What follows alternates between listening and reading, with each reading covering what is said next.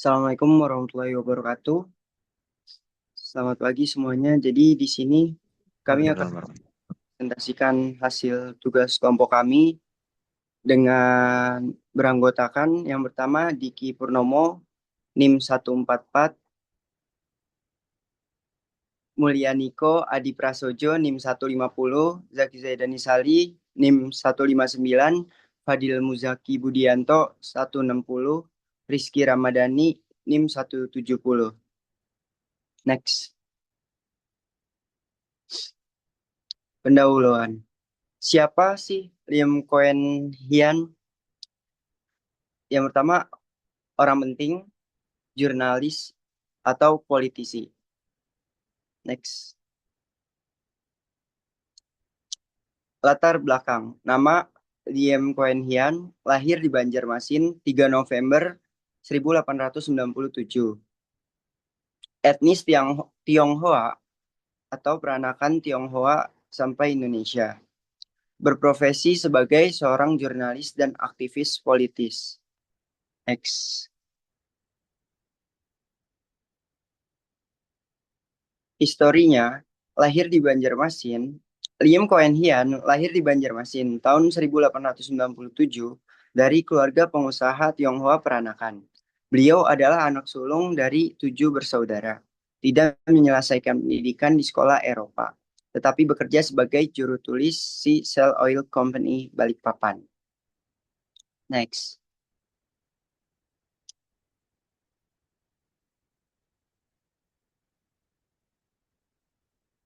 Rumusan masalah, diskriminasi, dan krisis identitas.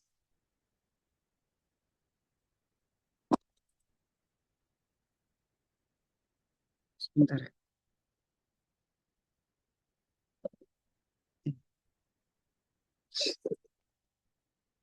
Dan untuk selanjutnya bisa dilanjut oleh rekan saya.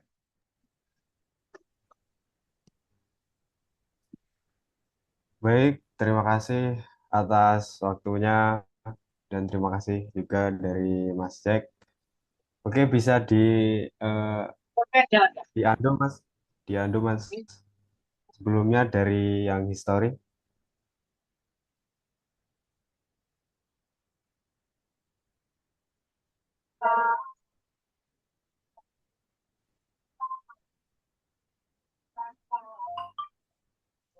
dari histori Mas.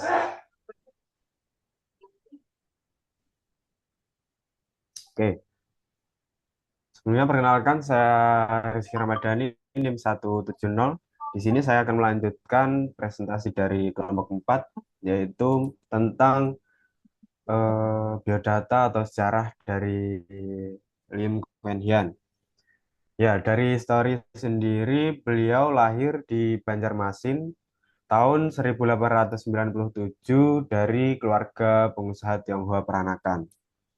Beliau adalah anak sulung dari 7 bersaudara. Tidak dan beliau juga tidak menyelesaikan pendidikan di sekolah Eropa. Namun beliau bekerja sebagai juru tulis di Shell Oil Company Balikpapan. Next.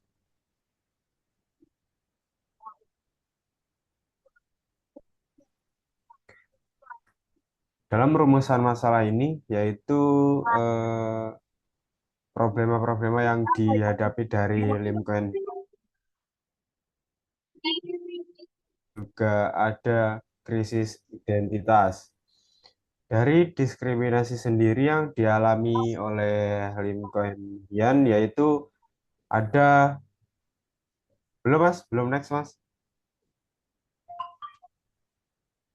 ada diskriminasi rasial, yaitu ada pembatasan pendidikan yang dialami oleh Lim Kuan Yean dan juga pembatasan pekerjaan. Yaitu yang selanjutnya ada diskriminasi politik yang di dalamnya ada pembatasan hak politik yang dialami oleh Lim Kuan Yean dan juga ada pengawasan politik secara personal. Juga ada dari diskriminasi sosial yang di dalamnya terdapat pembatasan sosial dan juga stigma sosial. Lanjut,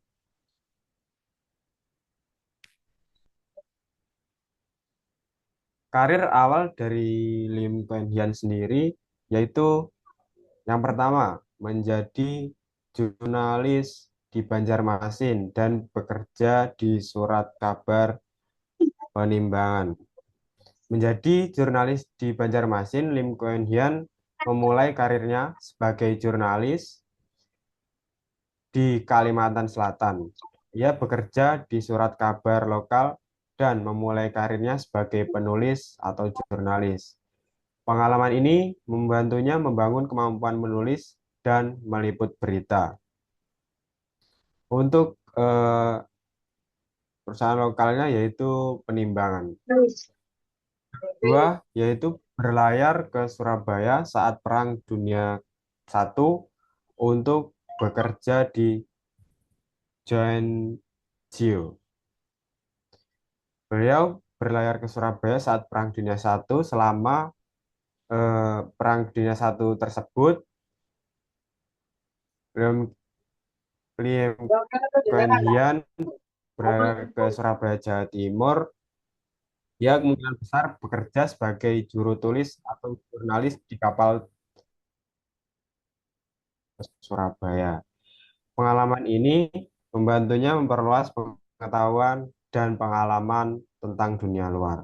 Yang ketiga yaitu mendirikan surat kabar mingguan yang bernama Solimpo di tahun 1917 dan memimpin surat kabar Sinar Sumatera di Padang pada tahun 1918.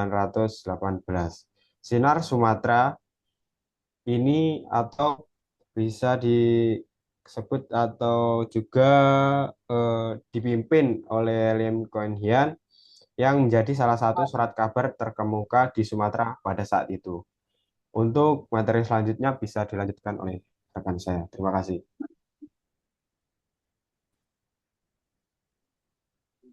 Baik, terima kasih Mas Rizky.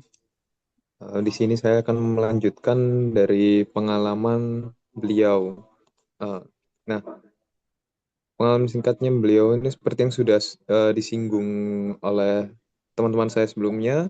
Lim Kun Hian ini adalah seorang jurnalis dan aktivis politik Tionghoa Indonesia yang memiliki peran penting dalam dunia pers dan pergerakan nasional Indonesia pada awal abad ke-20. Nah, salah satu pengalamannya itu yang pertama memimpin surat kabar pewarta Surabaya.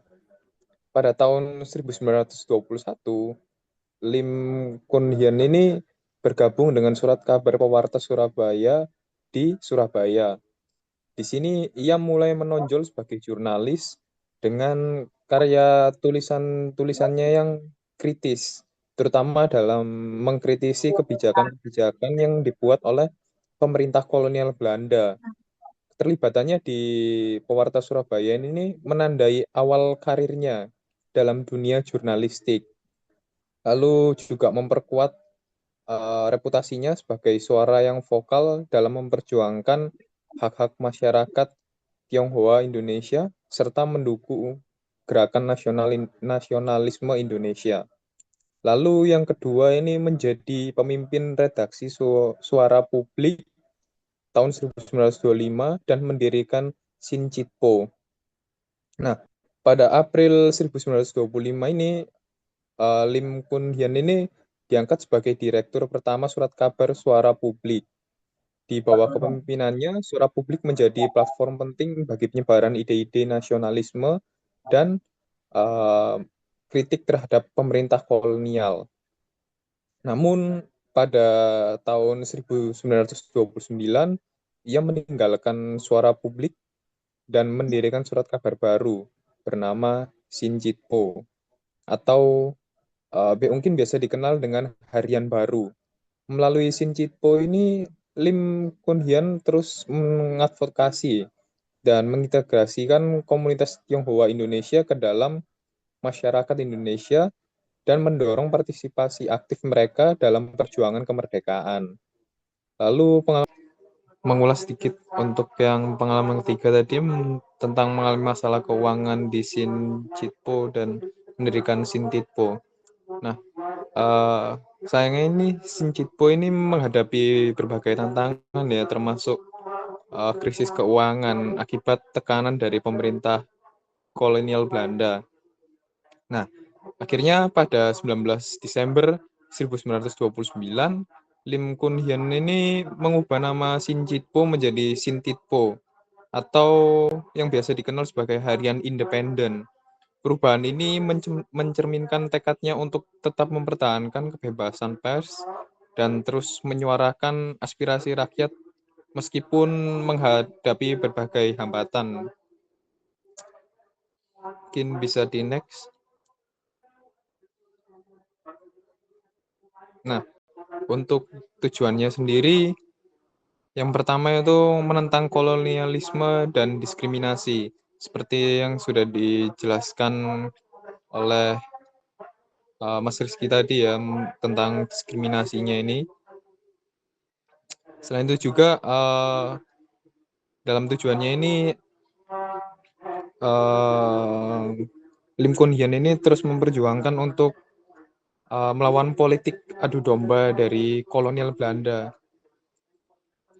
Karena pemerintahan Belanda waktu itu sering memanfaatkan perbedaan etnis untuk mengadu domba, lalu membangun identitas nasional yang kuat.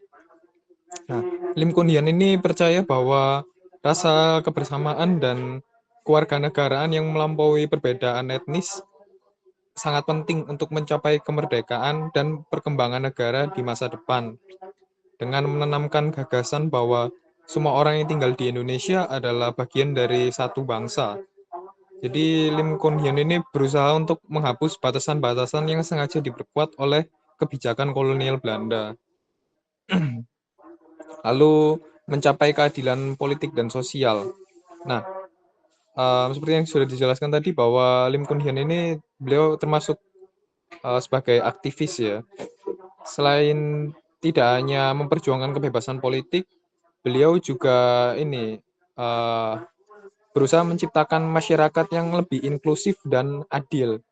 Lalu menyatukan berbagai kelompok etnis dan mengatasi kesenjangan sosial. Lalu memastikan bahwa setiap warga negara tanpa memandang latar belakangnya memiliki peran dalam masa depan Indonesia. Lalu mengubah cara pandang orang terhadap etnis Tionghoa, karena pada saat itu kan etnis Tionghoa dan juga etnis Arab itu dianggap kelas nomor 2 gitu, sedangkan kelas pribumi itu kan sebagai kelas nomor 3. Jadi beliau ini berusaha untuk menyatukan semua kelompok etnis di Indonesia untuk menciptakan persatuan dalam melawan kolonialisme, serta membangun negara yang adil, merdeka, dan inklusif bagi rakyatnya. Mungkin bisa di next, Mas. Nah, lalu kontribusi politik dan aktivisme. Seperti yang sudah disinggung tadi, bahwa beliau ini adalah seorang politis dan aktivisme. Yang pertama, membangun Partai Tionghoa Indonesia atau yang biasa disingkat PTI dan meresmikannya pada 25 Desember 1932. Nah, pada 25 September 1932, Lim Kun Hian ini bersama Ko Kwat Tiong mendirikan Partai Tionghoa Indonesia. Tujuan utama Partai Tionghoa Indonesia adalah memperjuangkan hak-hak politik dan sosial masyarakat Tionghoa Indonesia serta menempatkan mereka sebagai bagian integral dari bangsa Indonesia. Seperti yang sudah dijelaskan tadi bahwa Lim Kun Hian ini berusaha untuk mendorong masyarakat Tionghoa Indonesia itu untuk ikut ambil peran dalam kemerdekaan Indonesia. Selain itu juga Partai Tionghoa Indonesia mendukung gerakan nasionalisme Indonesia yang berupaya mencapai kemerdekaan dari penjajahan Belanda. Lalu yang kedua, kampanye untuk Ko Kwat Tiong pada pemilihan Volksrat 1935. sebagai bagian dari upaya Partai Tionghoa Indonesia untuk mendapatkan representasi publik, Lim Kun Hyang ini mendukung pencalonan Kok Pat Tiong dalam pemilihan Volksrat atau yang bisa dikenal dengan Dewan Rakyat pada tahun 1935. Jadi pada intinya nanti Kok Pat Tiong ini dia berhasil terpilih sebagai anggota Volksrat dan selama masa jabatannya beliau ini mengkampanyekan kesetaraan ras dalam hukum Hindia Belanda serta mendorong peraturan perburuan yang lebih progresif. Lalu yang ketiga, pandangan nasionalisme semakin radikal saat berinteraksi dengan Muhammad Yamin, Sanusi Pane, dan Amir Syarifuddin.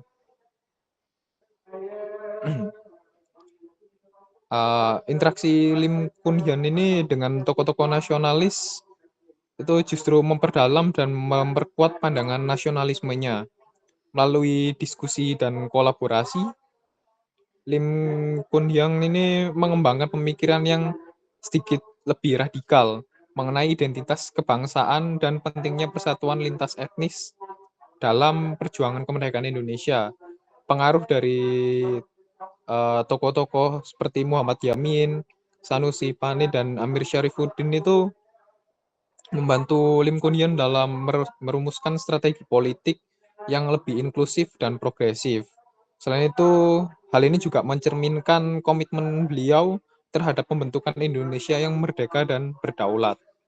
Lalu yang keempat, berpolemik dengan Dr. Sutomo mengenai imperialisme Jepang.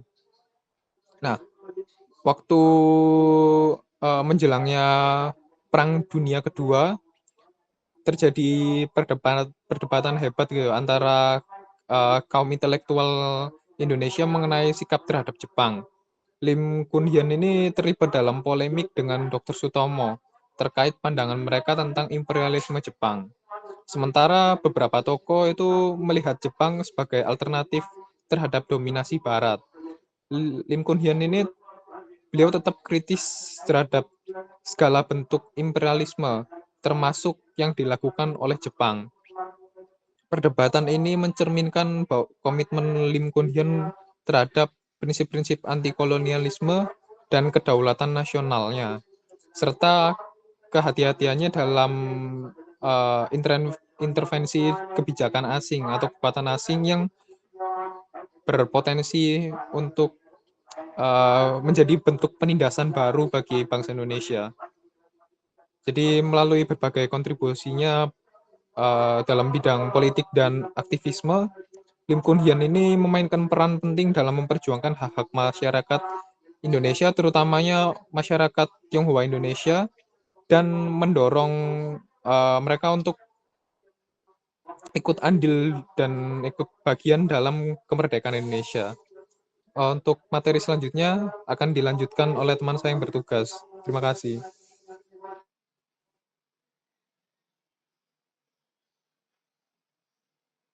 Oke, semasa hidup beliau memiliki konflik dan tantangan yang beliau hadapi. Di antaranya, satu, berselisih dengan Ko Kuat Tiong dalam PTI atau Partai Tiongkok Indonesia. Yang kedua, bergabung dengan Gerindo pada 1939 dan mengkritik imperialisme Jepang. Yang ketiga, ditangkap dan dijebloskan ke penjara oleh Jepang, tetapi dibebaskan oleh Nyonya Honda. Yang keempat, mendapat diskriminasi dari pemerintah kolonial. Beliau juga berperan di BPU PPKI dan pasca kemerdekaan Indonesia. Di antaranya, beliau ditunjuk sebagai anggota BPU PPKI dan memperjuangkan ide-idenya mengenai Tionghoa Peranakan. Beliau juga terlibat dalam perjanjian Renville pada tahun 1947. Beliau tidak terlibat dalam peristiwa Madiun 1948, tetapi mendukung perkembangan Partai Komunis Tiongkok. Pada akhir-akhir dan masa hidupnya, ia ditahan oleh Kabinet Sukirman pada tahun 1951 dan menderita kesehatan buruk di penjara. Beliau menolak kewarganegaraan Indonesia dan memilih menjadi warga negara Republik Tiongkok. Beliau meninggal akibat serangan jantung pada tanggal 5 November tahun 1952. Kesimpulan dan pelajaran yang bisa diambil adalah Lim Kon Hian adalah sosok yang memahami pentingnya solidaritas lintas etnis dalam perjuangan melawan kolonialisme. Dengan menggunakan jurnalisme dan politik sebagai sarana perjuangan, Lim tidak hanya memperjuangkan hak-hak komunitasnya, tetapi juga membuka jalan bagi visi kebangsaan yang lebih inklusif. Warisan Lim masih relevan hingga hari ini. Di era modern, ketika Indonesia terus berupaya menjaga harmoni antar etnis dan memupuk nasionalisme yang inklusif, contoh dari Lim Kon Hian sebagai seorang pemimpin yang melampaui batasan rasial dan budaya tetap menjadi inspirasi bagi banyak orang. Berikut adalah referensi yang kami ambil untuk presentasi hari ini. Cukup sekian presentasi kami pada hari ini. Kami mohon maaf atas kesalahan dan kekurangan. Assalamualaikum warahmatullahi wabarakatuh. Dibukakan Gimana? 3 penanya aja, Mas. Silahkan.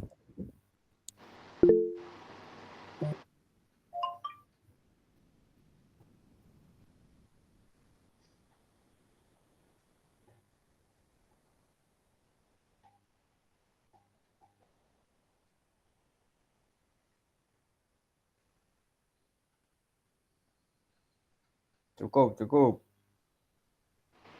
Alvina, Zizi, Mas Andika. Silahkan, Mas Zizi, disampaikan pertanyaannya. Ya, perkenalkan nama saya Muhammad Rizky Satwa Al-Azizi dengan NIM terakhir 149. Dan itu tadi di kontribusi politik, Lim Kon Hian kan mendirikan Partai Tionghoa Indonesia. Nah, pada saat itu apa sih sumbangsih Partai Tionghoa Indonesia pada keadaan politik Indonesia pada saat itu, terutama untuk mendukung kemerdekaan Indonesia. Sekian, terima kasih. Oke, terima kasih Mas Zizi. Selanjutnya Mbak Alvina, silahkan disampaikan pertanyaannya. Mohon izin, perkenalkan nama saya Alvina Fitriani dengan NIM terakhir 143. Tadi kan sempat disinggung terkait BPUPKI. Kalau boleh tahu, kepanjangan BPUPKI itu apa dan tujuannya buat apa? Terima kasih. Baik, terima kasih Mbak Alvina. Silahkan dilanjut oleh Mas Andika disampaikan pertanyaannya. Oke, sebelumnya perkenalkan nama saya Andika Yusuf dengan NIM terakhir 154. Di sini saya ingin bertanya, sewaktu mendirikan partai dengan etnis Tionghoa, apakah pendapat dari non etnis Tionghoa apakah bisa ditoleransi, apakah ada konflik yang terjadi, dan apakah berdampak pada peristiwa tahun 98 sebelumnya? Terima kasih. Baik, terima kasih atas pertanyaannya dari Mas Andika. Mungkin saya izin menjawab pertanyaan yang pertama dari Mas Zizi. Ketika Lim Kon Hian mendirikan tadi PTI, apa sumbangsihnya Partai Tionghoa Indonesia, terutama dalam kemerdekaan Indonesia. Oke. Partai Tionghoa Indonesia atau PTI didirikan pada tanggal 25 Maret 1932 oleh Lim Kon Hian atau seorang tokoh pers dan politik dari etnis Tionghoa. PTI berperan dalam memperjuangkan hak-hak warga Tionghoa di Indonesia sekaligus mendorong integrasi mereka sebagai bagian dari bangsa Indonesia. Lalu untuk pertanyaan tadi, apa sumbangsihnya? Sumbangsih PTI dalam kemerdekaan Indonesia yang pertama adalah mendorong nasionalisme di kalangan Tionghoa. Yang di dalamnya terdapat PTI menolak kebijakan pemerintah kolonial Belanda yang membedakan penduduk berdasarkan ras dan memperjuangkan identitas warga Tionghoa sebagai bagian dari bangsa Indonesia. Lalu untuk yang kedua, sumbangsihnya adalah mendukung kemerdekaan Indonesia yang di dalamnya terdapat Partai Tionghoa Indonesia secara terbuka mendukung pergerakan kemerdekaan Indonesia dan bekerja sama dengan organisasi nasional seperti Partai Nasional Indonesia. Lalu sumbangsih yang ketiga yaitu peran di media dalam propaganda. Selanjutnya yang keempat yaitu membantu integrasi warga Tionghoa pasca kemerdekaan. Yang di dalamnya terdapat setelah Indonesia merdeka, Partai Tionghoa Indonesia terus mendorong agar warga keturunan Tionghoa diakui sebagai bagian dari Indonesia dan tidak dipandang sebagai kelompok asing. Mungkin cukup itu jawaban dari saya untuk pertanyaan dari Mas Zizi. Apakah terjawab, Mas Zizi? Siap, sudah Mas, terima kasih.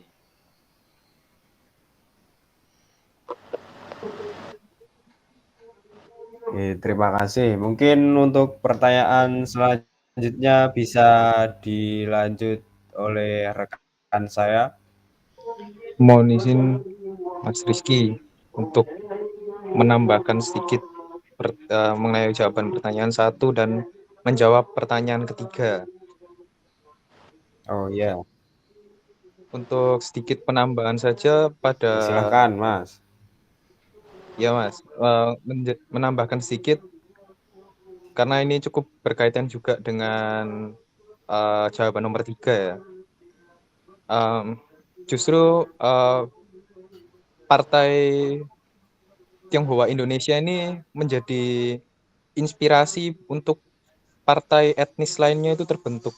Jadi keberhasilan Partai Tionghoa Indonesia dalam pengorganisasian komunitas Tionghoa Indonesia ini menginspirasi kelompok lain, terutama etnis lain yang membentuk organisasi yang dapat dibilang cukup serupa. Contohnya itu seperti PAI atau Partai Arab Indonesia yang didirikan oleh AR Baswedan, ya, yang terinspirasi oleh model Partai Tionghoa Indonesia dalam memperjuangkan hak-hak dan integrasi komunitas Arab Indonesia. Lalu menjawab pertanyaan ketiga, sebenarnya tidak ada kaitan secara langsung karena secara khususnya Lim Kuan Yew ini beliau meninggal pada tahun 1951 dalam kondisi sudah menolak kewarganegaraan Indonesia karena saat itu beliau kecewa kepada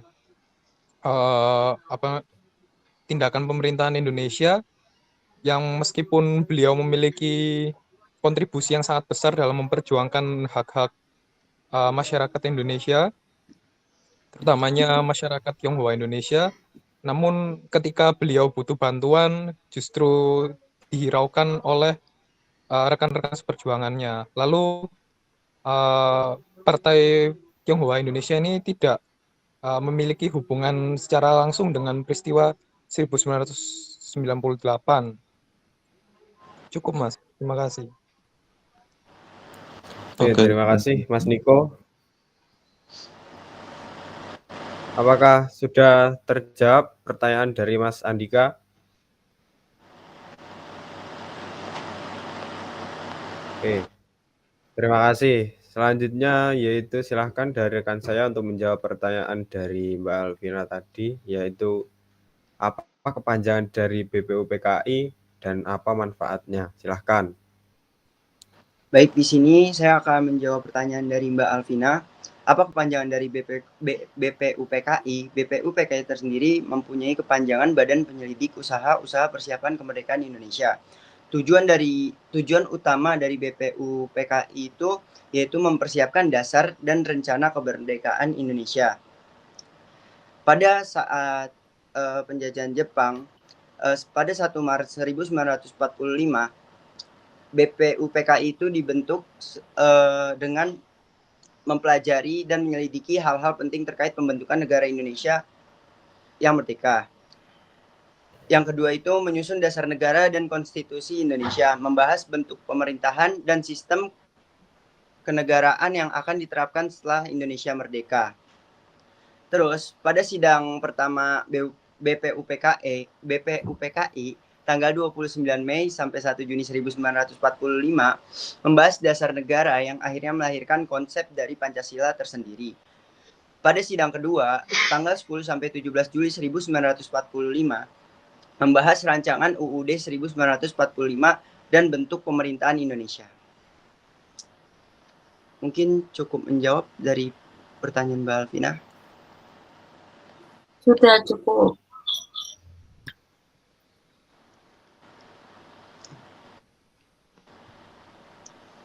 Mungkin untuk pertanyaan ketiga bisa dilanjut dari rekan saya. Oh, sudah. Ya, baik. Untuk 3 pertanyaan tadi sudah terjawab semuanya. Saya mewakili dari kelompok 4. Terima kasih pada teman-teman telah berkontribusi aktif dalam presentasi kali ini. Sekian dari kelompok 4. Bila ada kurang lebihnya saya mohon maaf. Wassalamualaikum warahmatullahi wabarakatuh.